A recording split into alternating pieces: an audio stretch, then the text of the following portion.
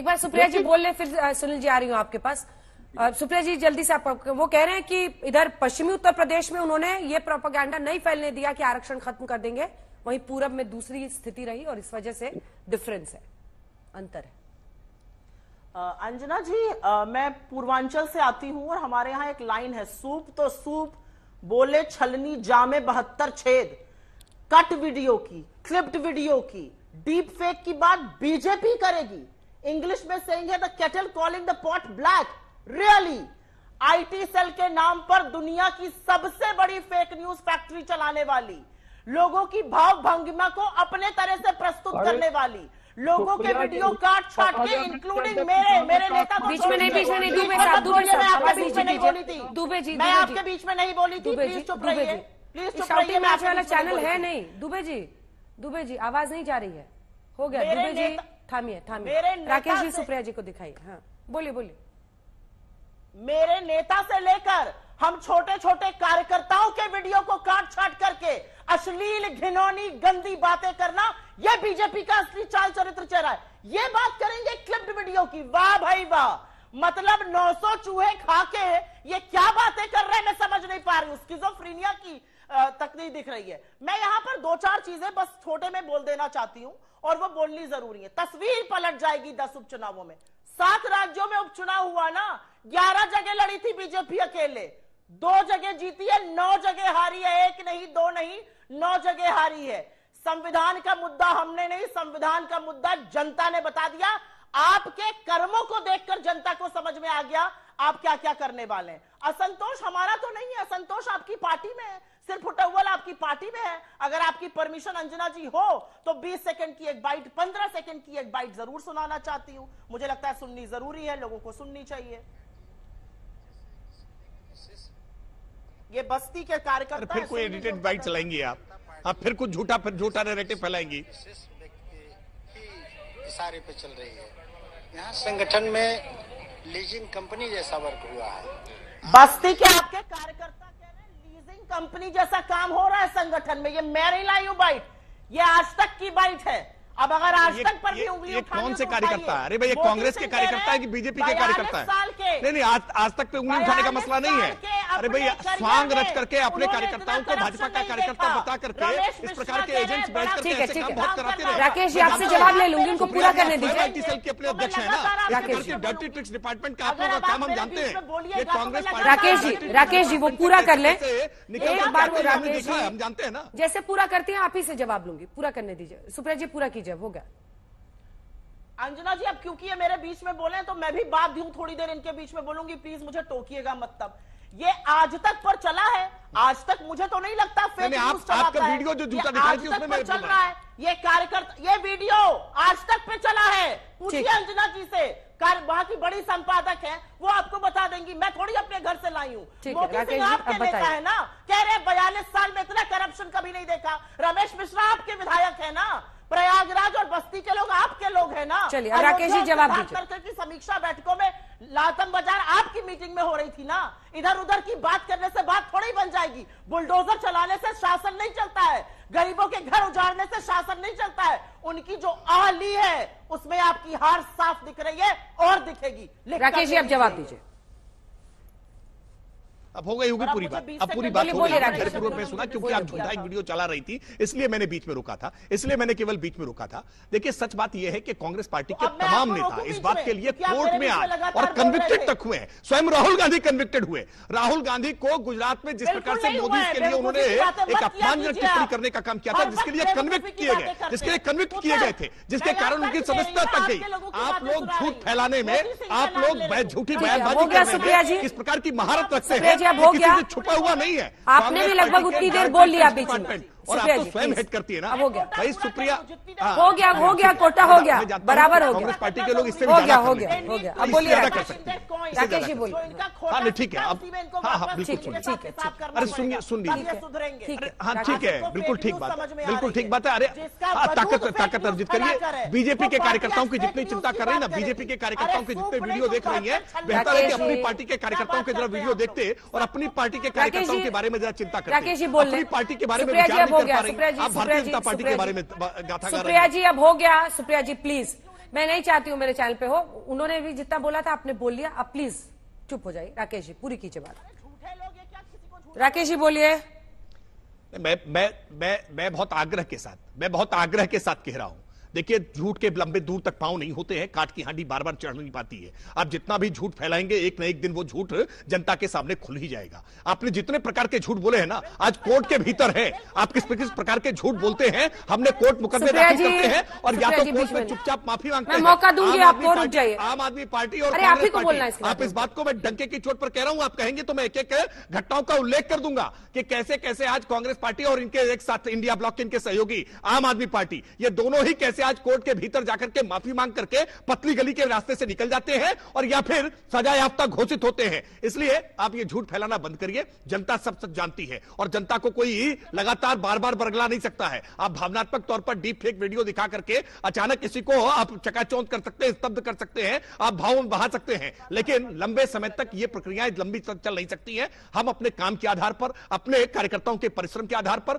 और जिन नेताओं के नाम बार बार, चाहे वो सुनील साजन जी ले रहे हो या सुप्रिया श्रीनेत जी ले रही हो, इन नेताओं के बयान आप फिर दिखाइए। इन नेताओं ने बाद में बयान क्या दिए हैं कि आपके उनके बयानों को तोड़ मरोड़ करके, काट छांट करके, संदर्भ से परे करके और उसके साथ छेड़छाड़ करके आप इस प्रकार के वीडियो जारी करके आप बदनाम करने की कोशिश कर रहे हैं उत्तर प्रदेश की योगी आदित्यनाथ सरकार को, देश की नरेंद्र मोदी सरकार को। लेकिन ये प्रयास आपके विफल होंगे, आप कितने भी प्रयास करें। हमें अपने कार्यकर्ताओं पर भरोसा है, हमें अपने नेतृत्व पर भरोसा है, हमें अपने काम पर भरोसा है और हमने काम किया है। इसी वजह से आज उत्तर प्रदेश नहीं, आज देश के 17 राज्यों में भारतीय जनता पार्टी की सरकार है। इसलिए कांग्रेस पार्टी से कोई मुकाबले की बात ही नहीं है। जहां जहां ये आमने सामने की लड़ाई लड़ते हैं ना, आमने सामने की लड़ाई लड़ते हैं, आप गुजरात में क्या परिणाम है? आमने सामने की लड़ाई लड़ते हैं मध्य प्रदेश में, क्या परिणाम है? आमने सामने की लड़ाई लड़ते हैं छत्तीसगढ़ में, क्या परिणाम है? बिना सहयोग के तो चल नहीं सकते, बिना सहयोग के चल नहीं सकते। क्यों बोलेंगे? हाँ, नहीं सब आमने सामने की लड़ाई याद दिलाऊंगा। आप भी लंबाई बोली थी, आप जब जाके चुप हुई तब मैंने उनसे सवाल लिया है। आप भी लंबाई बोली है सुप्रिया जी, होता क्या अपना टाइम दिखता नहीं है। अब सुनील जी आपकी इजाजत से, आप ही की साथी है, उनको एक जवाब देना है, वरना आपकी बारी थी। एक बार सुप्रिया जी बोल ले छोटा सा, फिर मैं आ रही हूँ। सुनील बोलते बोलते कह गए झूठ के पांव छोटे होते हैं, झूठ की काट की हांडी चलती नहीं। बिल्कुल सच। 13 साल आपने मेरे नेता के खिलाफ झूठ फैलाया, फेक वीडियो बनाए, डीप फेक बनाया, एआई यूज किया मेरे नेता को बदनाम करने के लिए और सच इस देश के सामने आ गया। और राहुल गांधी आज जननायक है, आपको लोग झूठा कहते हैं। आप तो दरभंगा में एम्स चला रहे थे, लोग माइक्रोस्कोप लेकर ढूंढ रहे हैं। आप तो हर साल IIT और IIM खोल रहे थे, उसका पर्दाफाश आपकी सरकार ने पार्लियामेंट में कर दिया। अगर अब आप लगातार बोलिएगा, अपनी बारी का इंतजार राकेश जी, आपको बोलने नहीं दूंगी। आपको मौका दूंगी। असलियत ये है कि भारतीय जनता पार्टी का जो शासन है उत्तर प्रदेश में, वो बुलडोजर से चलता है, हिरासत में मौतें होती हैं, करप्शन में नंबर 1 है। सबसे बड़ी बात यह है कि यहां के एक सांसद के बेटा मुख्य अभियुक्त है लखीमपुर नरसंहार का। केंद्र सरकार ने उसको बचाया, राज्य सरकार ने बचाया, जनता ने उसको हरा दिया। यह असलियत है उत्तर प्रदेश की। और जनता 10 उपचुनावों में आपकी जो बोरिया बिस्तर बंद करेगी, तब आपको समझ में आएगा कि अहंकार का अंत जनता ने किया। अयोध्या हार गए आप। मैं छोटी सी एक बात आपसे पूछना चाहती हूं, प्रभु राम तो सबसे ऊपर है ना, प्रभु राम को ही भूल गए आप लोग। एक बार जय श्री राम नहीं कहते आप लोग। प्रधानमंत्री ने पार्लियामेंट में रशिया में अपनी पार्टी की मीटिंग में रामचंद्र जी का नाम ही नहीं लेते। 2 घंटा 14 मिनट बोले, एक बार अयोध्या पर नहीं बोले, एक बार श्री राम का नाम नहीं लिया। इतनी कुंठा है आप लोग को इतनी कुंठा है कि आप भगवान शिव की तस्वीर देखकर चिढ़ जाते हैं। क्या स्वयंभू ठेकेदार बने हुए हैं आप धर्म के? आप किसी के सगे नहीं हैं, आप सिर्फ सत्ता की लोलुपता के सगे लोग हैं। यह असलियत है आपकी और यह जनता समझ चुकी है। जिस जनता को आपने बेरोजगार रखा है और महंगाई से मारा है। अब जवाब दीजिए, इसके बाद सुनील जी की बारी होगी। देखिए अंजना जी, देखिए कैसा झूठा नैरेटिव आपके चैनल के सामने बैठकर बनाने का काम कर रही है कि अयोध्या भारतीय जनता पार्टी हार गई। अरे भाई, अयोध्या लोकसभा नहीं है, उसका नाम फैजाबाद है और फैजाबाद लोकसभा में अयोध्या जो विधानसभा है वो भारतीय जनता पार्टी जीती है। और भारतीय जनता पार्टी कोई पहली बार फैजाबाद नहीं हार गई है। आपके निर्मल खत्री वहां से कांग्रेस पार्टी से सांसद हुए थे, भारतीय जनता पार्टी वहां पहले भी चुनाव हार चुकी है। कोई ऐसा करिश्मा नहीं हुआ है जिसको लेकर के आप ये गढ़ने का काम कर रही है। और राम जन्मभूमि का मुद्दा हमारे लिए कभी भी राजनीतिक मुद्दा नहीं रहा है, हमारे लिए आस्था का मुद्दा था, हमेशा उसको कहते रहे। राम मंदिर निर्माण के बाद उस सीट को हारने का अलग अर्थ है, ये आप भी समझते हैं राकेश जी? भूल गए कहना, नहीं, अंजना जी, बाबरी ध्वंस के बाद हारने का भी वही अर्थ होता है। बाबरी ध्वंस होने के बाद हारने के बाद भी हारने का वही अर्थ होता है जो प्रभुराम के मंदिर बनने के बाद होता है। प्रभुराम के मंदिर को लेकर के हमारी आस्था, हमारी संकल्प में कभी कोई कमी नहीं थी। चलिए जल्दी से एक बार सुनील जी इस पर बोल रहे। सुनील जी, नाम क्यों नहीं लेते श्री राम? देखिए अंजना जी, मैं भारतीय जनता पार्टी के प्रवक्ता को लगातार सुन रहा हूँ, कह रहे हैं समीक्षा कर रहे हैं, इनके सारे नेता हैं, तो क्या समीक्षा अयोध्या से लेकर के एयरपोर्ट के भ्रष्टाचार पर कर रहे हैं कि नहीं कर रहे हैं? सड़क से लेकर के पुल के भ्रष्टाचार पर कर रहे हैं कि नहीं कर रहे हैं? और आप ईवीएम पर कह रहे थे। हमारे नेता माननीय अखिलेश यादव जी ने सदन में कहा कि अगर हम उत्तर प्रदेश में 80 की 80 सीटें जीत जाते तब भी ईवीएम जीत कर सरकार बनाएंगे, ईवीएम हटाएंगे। एक दूसरी बात, मैं एक बात जरूर कह रहा हूं कि आप लोग एक गलत प्रचार करते हैं कि कांग्रेस ने कहा कि हम 8500 रुपए खटाखट भेज देंगे। अरे ये बात तब कही गई थी कि जब सरकार बन जाएगी इंडिया गठबंधन की। आप लोग इतने भोले लोग नहीं हैं कि हार करके भी कोई योजना पूरी हो सकती है। और राकेश जी, मैं आपसे एक अनुरोध कर रहा हूं, आप अपने नेताओं और कार्यकर्ताओं के बारे में इस तरीके की बात मत करिए, वरना हम आपको जानते हैं, 20-25 साल से आप भाजपा के कार्यकर्ता हैं।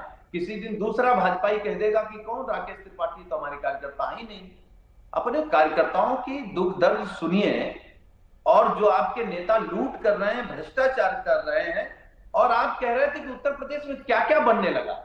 अगर आपको झूठ ही बोलना है, आपने एक बात और अच्छी कही कि झूठ बहुत दिन नहीं चलता, इसीलिए आपका झूठ बहुत दिन नहीं चला।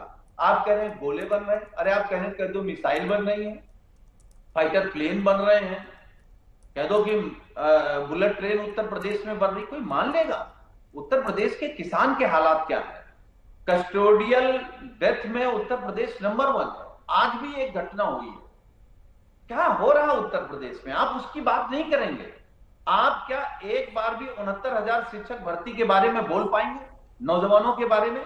और आरएलडी के हमारे बड़े भाई हैं अनिल दुबे जी कह रहे थे कि हमने जिता दिया, हम ये इंडिया गठबंधन के पास कुछ नहीं है। अरे इंडिया गठबंधन में तो आप भी थे, अचानक चले गए। अब आप क्या आज तक पर बोल सकते हैं कि 27 बीजेपी के साथ ही मिलकर के लड़ेंगे या फैसला कर लेंगे? उत्तर प्रदेश में अंजना जी राजनीति हर दिन बदल रही है, और आप देखिएगा वो भूचाल आने वाला है उत्तर प्रदेश की राजनीति में कि हमने आपने किसी ने कोई कल्पना नहीं की होगी। और फिर अपनी बात एक बात पे ही खत्म करूंगा कि समाजवादी पार्टी और पीडीए ने 24 में बीजेपी को हाफ किया है उत्तर प्रदेश में, और 27 में हम लोग इनको साफ करेंगे उत्तर प्रदेश। खान साहब आ रही हूँ, दुबे साहब आप पर सीधा हमला है उनका। आप तो कब चवन्नी ववन्नी क्या क्या कह रहे थे, वो लोग इधर से उधर चले गए। अब देखिए, जब चवन्नी लगा दी जाती तो सगुन हो जाता है, ₹1.25 हो जाता है, व्यवहार दिया जाता है, तो वो उस विषय पर जाने की जरूरत नहीं। अगर हम कुछ और कमेंट करें, सुनील जी हमारे मित्र हैं, छोटे भाई हैं, तो इस तरह की बात नहीं करने का कोई औचित्य नहीं है कि हम उनके नेता को कहें, वो हमारे नेता को कहें। लेकिन बात तो किसानों की कर रहे थे, इंडिया गठबंधन की कर रहे थे। किसानों की बात करें तो 2011 में किसकी सरकार थी? जैसी 2011 में स्वामीनाथन आयोग की रिपोर्ट आई थी, क्यों नहीं लागू कर दी गई? 40 सालों तक कांग्रेस का शासन रहा, चौधरी साहब को भारत का सम्मान क्यों नहीं दे दिया गया? खेत और खलिहान की सूद क्यों नहीं आई? जब भारत रत्न पर राज्यसभा में चर्चा हो रही थी, हमारे नेता माननीय जयंत चौधरी जी बोल रहे थे, कांग्रेस के लोगों ने उनको कहा जाइए उधर इंडिया उस तरफ बैठ जाइए। आपने उसमें उनको बोलने नहीं दिया। आपने चौधरी साहब के सम्मान पर भी राजनीति की, आपने खेत और सम्मान आपसे देखा नहीं गया, और आप बात किसानों की कर रहे हैं।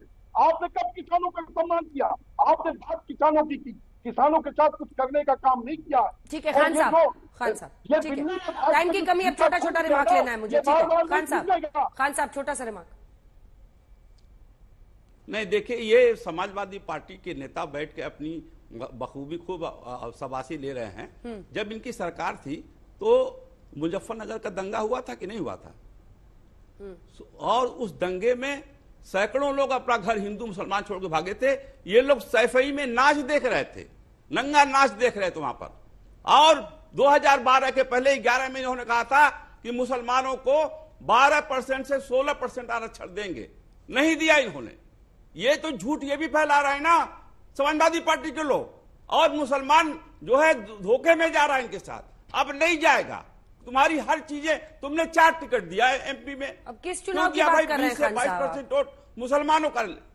मैं एमपी की बात कर रहा हूं, 4 टिकट दिया इन्होंने मुसलमानों को, और 4 टिकट टाइम खत्म हो रहा है, टाइम खत्म हो रहा है। 22% वोट ले टाइम जाने खत्म वाला हो रहा है। उसको 4% सुनील जी सिर्फ 2 लाइन का कमेंट है, शर्म नहीं आती सिर्फ 2 आपको? लाइन का। सुनील जी 2 लाइन। देखिए अंजना जी, गुमराह करना। देखिए अंजना जी, मैं एक तो अनिल दुबे जी के बारे में कहता हूं कि मैंने उनके नेता के बारे में कुछ नहीं कहा। उनके नेता को राज्यसभा हमारे नेता माननीय अखिलेश यादव जी ने, समाजवादी पार्टी ने भेजी। जहां तक खान साहब का सवाल है, खान साहब, समाजवादी पार्टी ही भाजपा को हराएगी, और आप चाहिए तो आप भी हमारे साथ आ जाइए। ठीक है, लेकिन भाजपा को हराना है तो खुले मन से बात करिए। सुप्रिया जी, सुप्रिया जी, आप क्या बात करते हो? सुप्रिया जी सिर्फ 2 लाइन, सिर्फ 2 लाइन। अंजना जी देखिए, जनता और जनार्दन दोनों संदेश दे रहे हैं। हाँ। जनता भी हरा रही है, और अयोध्या से लेकर बद्रीनाथ तक आपका डिब्बा गोल प्रभु भी कर रहे हैं। अरे किसी का नहीं तो प्रभु का संदेश समझिए।